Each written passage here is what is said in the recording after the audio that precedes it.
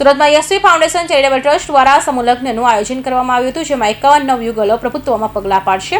આ સમૂહ લગ્નને લઈ આજે મહેંદી રસમ કાર્યક્રમ યોજાયો હતો. સુરતમાં યશવી ફાઉન્ડેશન ચેરિટેબલ ટ્રસ્ટ દ્વારા વર્ષ 2020થી વિવિધ સેવાકીય કાર્યો સાથે જોડાયેલા આરોગ્ય, શિક્ષણ, અન્ન સેવા સાથે સામાજિક ઉત્થાન માટે પણ સતત કાર્યશીલ છે. તેના ભાગરૂપે 2024માં 20 નવયુગલો સમૂહ લગ્ન બાદ વર્ષ 2025માં 51 નવયુગલો પ્રભુત્વમાં પગલાં પાડનાર છે. આ શુભ અવસર પર આજે 51 દીકરીઓની મહેંદી રસમ કાર્યક્રમ યોજવામાં આવ્યો હતો. આ પ્રસંગે યશવી ફાઉન્ડેશન સ્થાપક પરેશભાઈ ખંડેલવાલે જણાવ્યું હતું કે તારીખ 4 મે 2025ને રવિવારના રોજ દ્વિતીય સર્વ સમાજ સમૂહ લગ્ન આયોજન કરવામાં આવ્યું છે. જે પહેલા આજે મહેંદી કાર્યક્રમ યોજવામાં આવ્યો હતો. જરૂરિયાતમંદ તેમજ પિતા વિહોણી દીકરીઓને પરિવારની હૂંફ આપવા અમે કાર્યશીલ છીએ, જેના માટે અમે દીકરીઓના લગ્ન પૂર્વ પાનેતરથી લઈ લગ્ન બાદ કરિયાવર સુધીની ભેટ આપી અમે તેમના સુખી લગ્ન જીવનની શુભેચ્છા પાઠવીએ છીએ. હું ગાયત્રી વિશાલ ચાંપાનેરિયા યશવી ફાઉન્ડેશન દ્વારા તમને કહેવા માંગીશ, લાસ્ટ યરમાં અમે 20 છોકરીના સમૂહ લગ્ન કર્યા હતા. આ વર્ષે અમે 51 દીકરીના સમૂહ લગ્ન કરીએ છીએ. ગાયત્રીબેન, વાત કરીએ તો ક્યારે પ્રભુતામાં પગલાં દીકરીઓને માંડવાની અને આની તૈયારીમાં યશવી ફાઉન્ડેશન કેટલા સમયથી લાગી ગયું?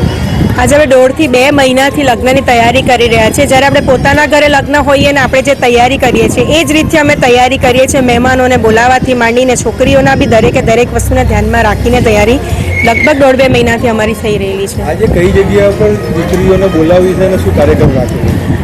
આજે 1 મેના અમે મહેંદી રસમનું આયોજન રાખ્યું છે અડાજણમાં ચોકસીવાડીમાં. છોકરીઓ આજે એટલી બધી ખુશ થઈ ગઈ છે કે કદાચ તો અમને અમારા ઘરે જો અમે કર્યા હોત લગ્ન તો અમે આટલું ભવ્ય આયોજન અમને નહીં મળતે, જે અમને યશવી ફાઉન્ડેશન આજે આપી રહેલી છે. વાત કરીએ બેન તો આ દીકરીઓને કઈ રીતે તમારો સંપર્ક કરવાનો આવેલો હતો અને શું હતું એમાં? અમે એવું હતું કે અમે એક ઇન્સ્ટા પર અમારા પેજ પર યશવી ફાઉન્ડેશનના પેજ પર અમે એક રીલ ફેરવી હતી કે ભાઈ અમે સમૂહ લગ્ન જે યોજી રહ્યા છે એમાં જે દીકરીઓને જરૂર છે, ખરેખરની જરૂર છે, એ દીકરીઓને અમે આમંત્રણ આપવા માટે અમે રીલ બનાવી હતી ને ઘણી છોકરીઓ અમારી પાસે આવીને એમાંથી અમે સિલેક્શન કર્યું છે છોકરીઓનું.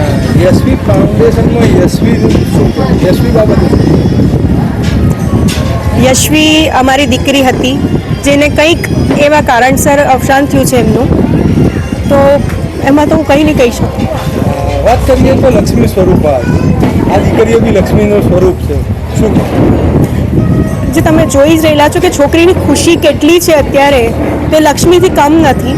ને આપણે આજે કોઈ છોકરીને કન્યાદાન કરવું, આપણે 1નું કન્યાદાન કરવું ને 51નું કન્યાદાન કરવું, એ કેટલું ભવ્ય છે ને કેટલું આપણા નસીબમાં હશે તો આપણને મળશે એ રીતનું છે. કરિયાવરની વાત તમે છેડી છે તો કઈ રીતે શું કાળજી રાખી યશવી ફાઉન્ડેશન?